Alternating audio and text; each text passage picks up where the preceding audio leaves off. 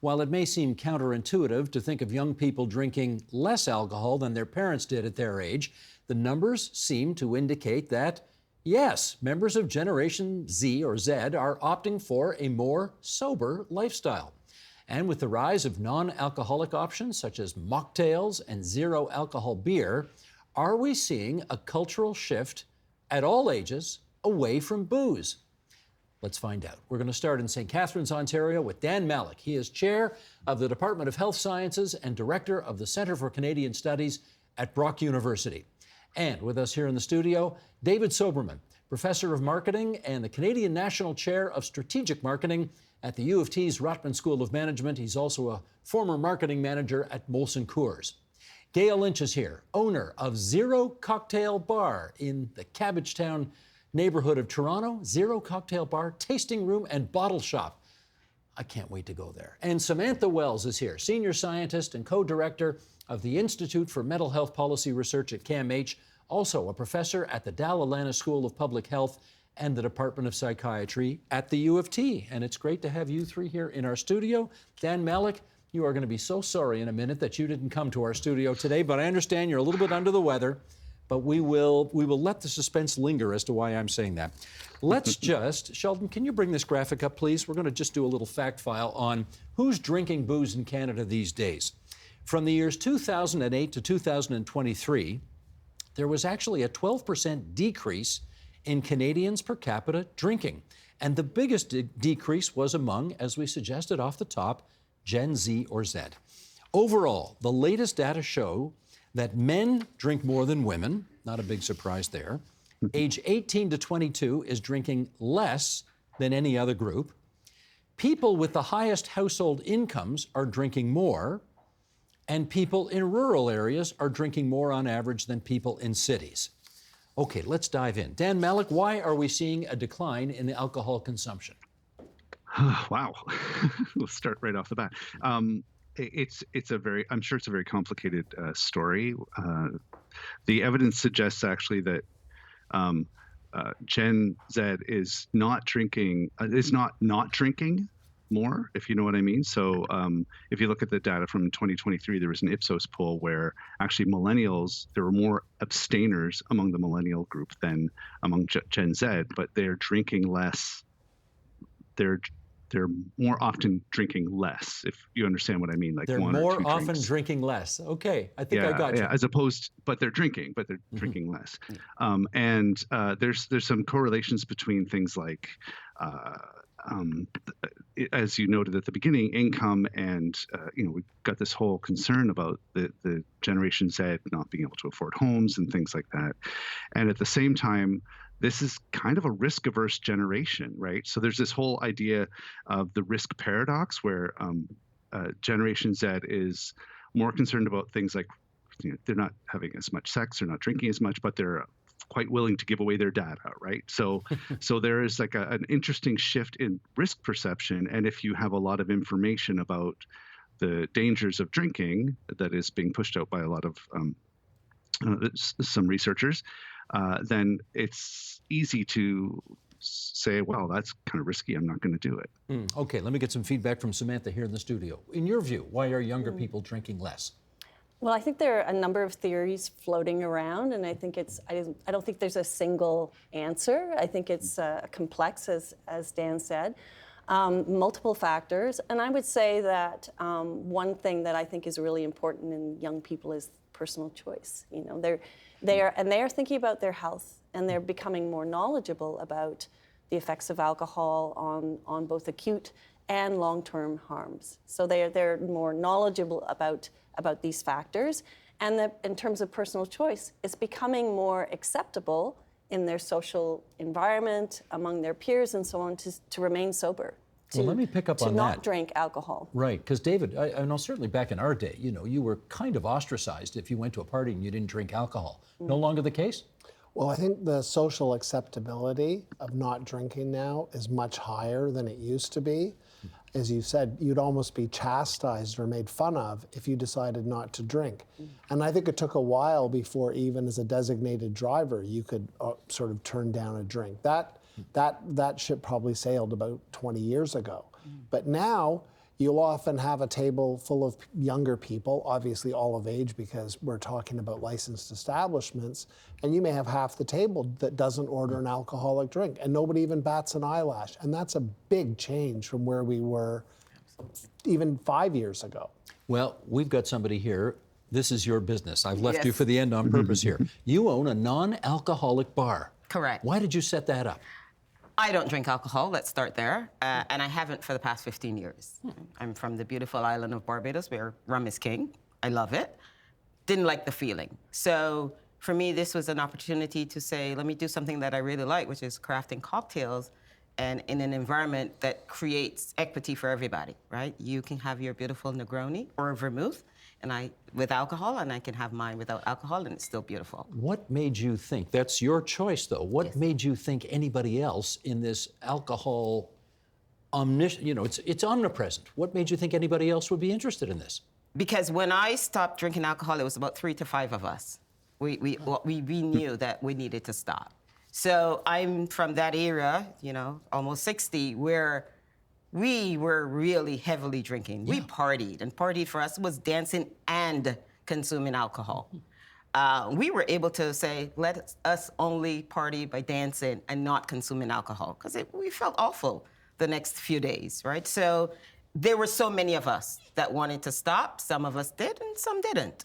And now I see those people, that age category, coming in. They're able to purchase, saying, hey, I need to cut back. Not, I want to stop, I just need to cut back. Gail, you have brought some product. Now, I must confess, I've never seen this before, but this is called Roots Divino Correct. Aperitif Rosso. Yes. Roots, non-alcoholic. And I look at the back. Tina, you want to get a shot of that? I look at the back, fat, 0%. Trans fats, 0%. Fiber, 0%. Sodium, 0%. Potassium, 0. Calcium, 0. Iron, 0. Okay, there's some sugar, 6% sugar. Dan, this is where you lose out, because we have product here. Everybody, we're going to try this. This is non-alcoholic Vermouth. vermouth. Yeah. Okay, chin chin. Cheers. Chin chin. Cheers. Cheers. Let's see how this goes here. First, a smell. Oh, sorry, smell first, right? Absolutely.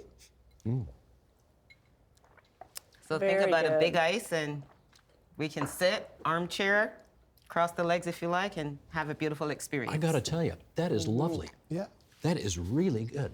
David, what do you think? I think it's actually very, very tasty. And I think that's one of the big changes that we've Correct. seen in these products. I think 5, 10 years ago, if you had something that was sort of positioned as a non-alcohol spirit or a non-alcohol beer, it didn't taste very good. Didn't taste good. And now you can see the technology and the understanding that we have to produce products that deliver has gone up a lot. Sam, what'd you think?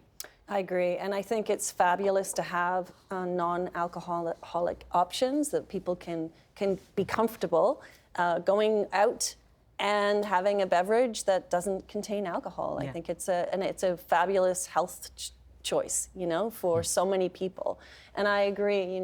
We were talking about earlier about social pressure and that feeling where for someone who chooses not to drink, 20 years ago it would be really difficult to say no, or pretend you're drinking alcohol, when you're not. And now we have all of these wonderful choices, and I think it's fantastic. Now, this is an aperitif, but of course, there's zero alcohol beer that's out now. Yes. And Heineken has, we got an ad here? This is a little snippet of a video, part of an ad for Heineken's 0% beer from a few years ago. Sheldon, roll it if you would.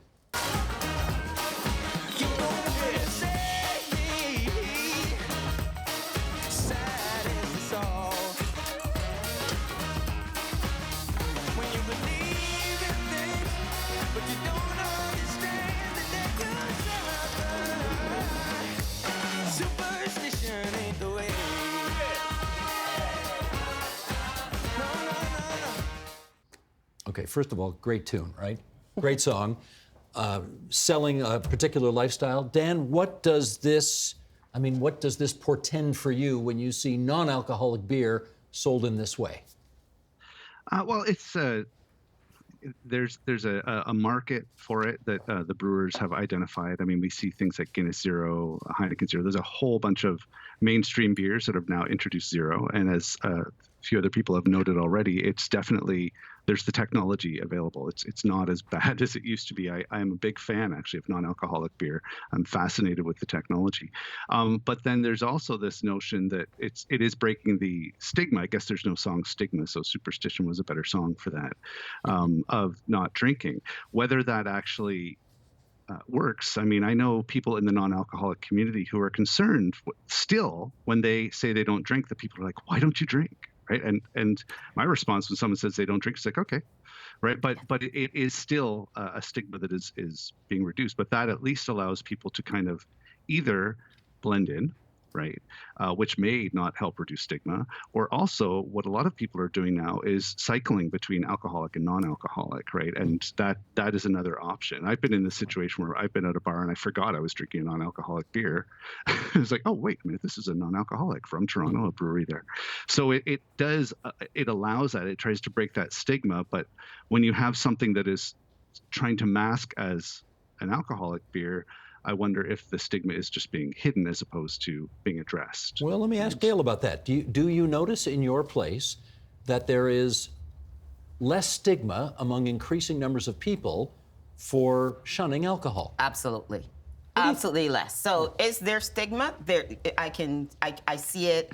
Obviously, sometimes, you may have a gentleman with a group of other men, and they may give him a little bit of ribbing.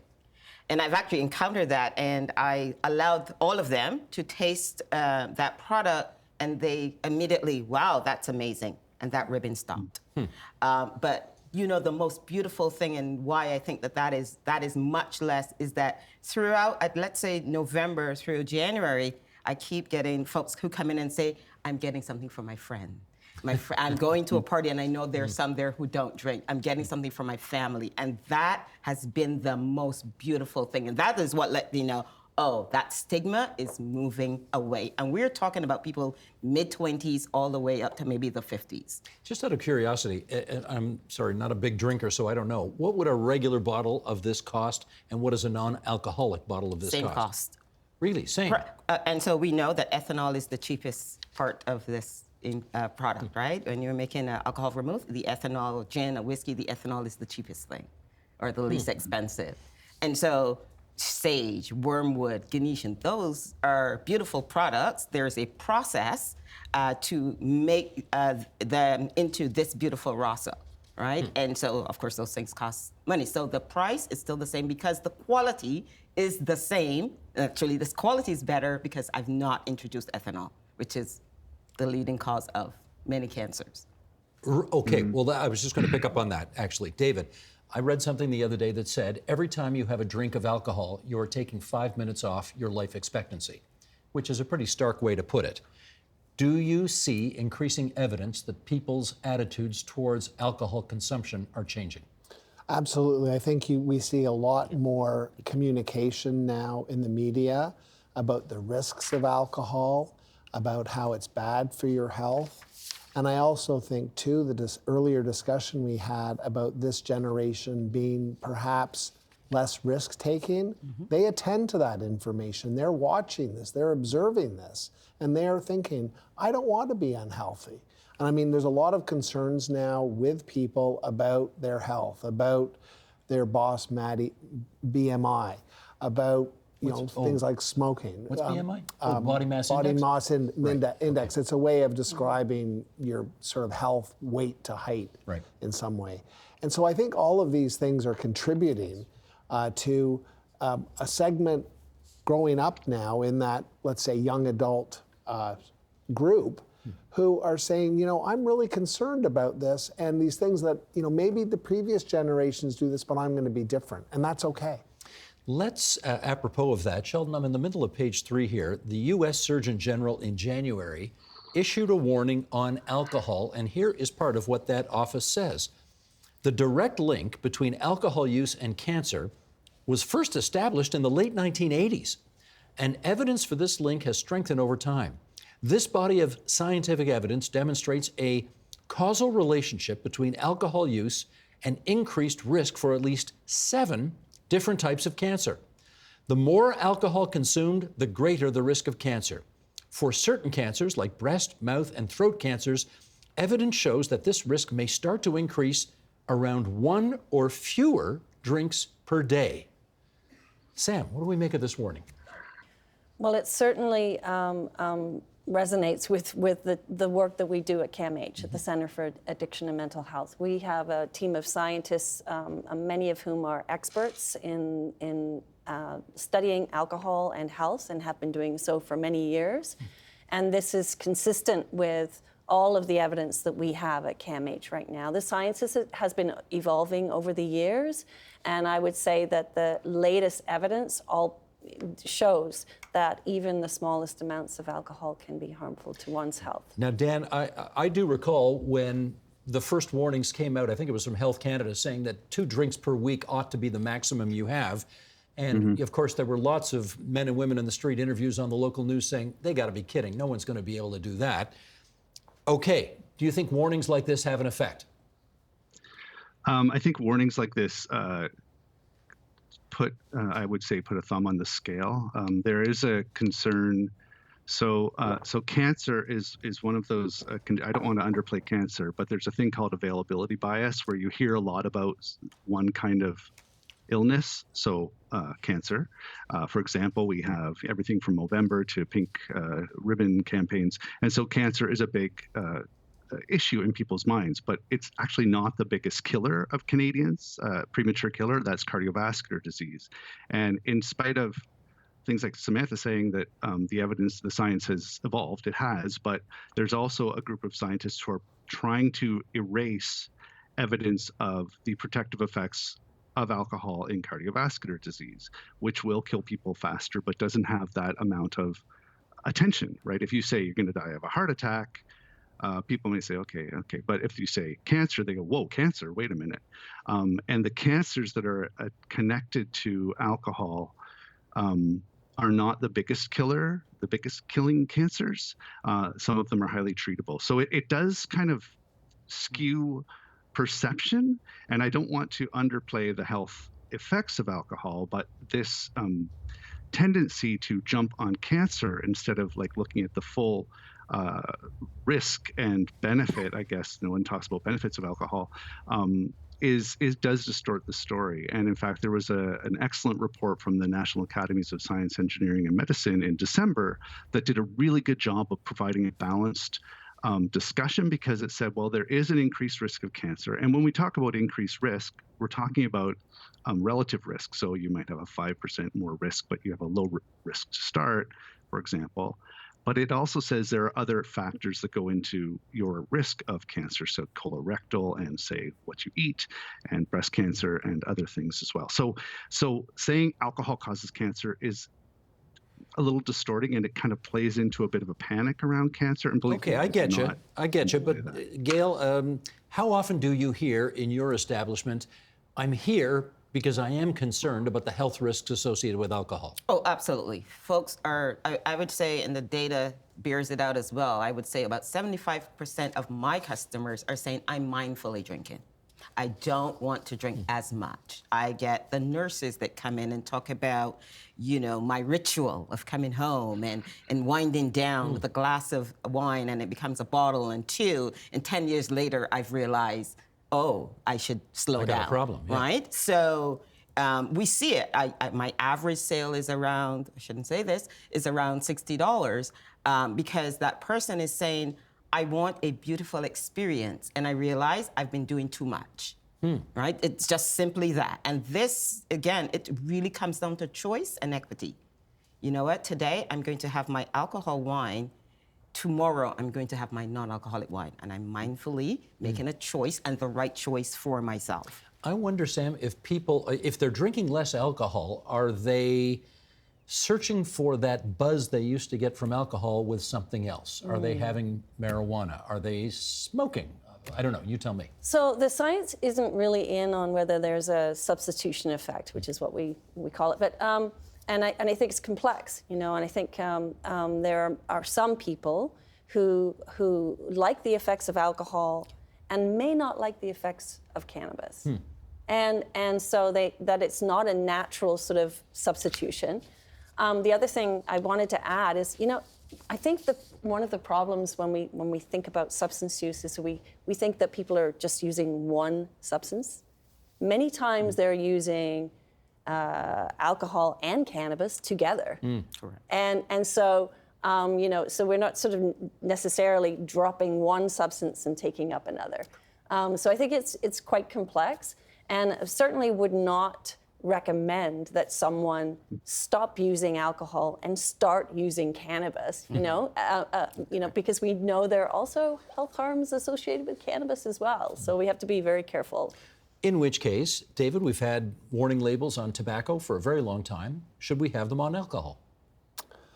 In my view, I think warning labels are probably a good idea, because I think any time a person picks up something, we should make every effort that we can to make them aware of the risks.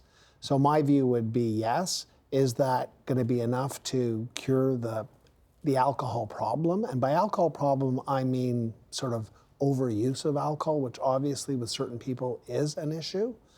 Probably not. But I think it's important to make people aware so that they can make informed choices. Dan, your take on warning labels on alcohol? Well, there's not a lot of evidence that it works. There was a abortive study in the Yukon where people put really big yellow, frightening labels on alcohol in the liquor store, and numbers went down. But that was canceled when the liquor industry said, that's our product. But the researchers who did that sort of took that study and said, look, there's evidence, because purchases of alcohol in the liquor store went down. That doesn't mean drinking went down. But at the same time, there's really, I use the term mixed evidence about the effectiveness of warning labels. And I would argue that if there are benefits, and the benefits are harder to track sometimes, the epidemiology may not follow it well, then maybe there should be information labels, but we won't see that. And another problem with warning labels is, where do you stop, right? So if everything has a warning label because there's risks on most things, then eventually it just becomes, people just ignore that. Sam, having said that, we in media, I think, tend to say 1, 2, trend. And you tell me if we can do that here. Are we really in an inexorable, are we moving in an inexorable direction where people are going to drink less going forward? It's a really good question, and I will say that I was studying the numbers last night, the CAMH especially data from the Ontario Student and Drug Use and Health Survey, so the OSTAS for that. So that's grades 7 to 12, and then also the CAMH Monitor, and those surveys have been running since 1977. So we have lots of data, and I'd encourage people to have a look at those numbers. And it's not a straight line, down. So it's kind of goes up and down, and so there's nothing to say that trends may go upward again. And especially, we know you showed that advertisement with alcohol, non-alcoholic beverages. The alcohol industry is very clever, and they want to sell their product, right? In whatever way they can. And as we saw with the tobacco industry, we saw a decline in tobacco use over year over year, and then what did we see? A new product. E-cigarettes came out, and then we see this new generation of young people vaping like crazy. So, I would not be surprised to see something like that happen in the alcohol industry. Trends change, and substance use goes up. And I think the big message here is, we should never sort of let down our guard. We need to always ensure we have policies in place that protect, especially our young people. So that would be, Last 30 seconds to Gail. How's business? Business is fantastic, but I want to give you data, right? So Canadian data, percentage change to the question you just asked. Montreal, $25.2 million in sales, non-alc products. That's a 10.8% change over last year. We're talking Montreal. Meaning increase. Increase. Okay. Toronto, 13.7%. Vancouver, 28.8%. Quebec 9.4%, and Ottawa 17.8%. And I would tell you that I don't think Quebec City has a non-alcoholic bottle shop, and most of these cities have one non-alcoholic bottle shop. The data speak. The data They always do. speaks. Shall we do one more for the road, everybody? Thanks, Mr. Director. You want to get a wide shot of everybody up here? But I need some more in mine. You need some more. You drank all yours already? Absolutely. All right, I'll give you some more. In the was this meantime, good? let's No thank Dan alcohol, Malik for so being we're there good. for us on the line from St. Catharines, David Soberman, Gail Lynch, Samantha Wells. Okay, where's your glass? Right Here we here. go. Thank One you. more shot for you. Thank you. Well done, Thank everybody. you. Cheers. Thanks. There we go. Cheers. Cheers. Cheers. Take care, everybody. Cheers. Take care. See you, Dan. Cheers.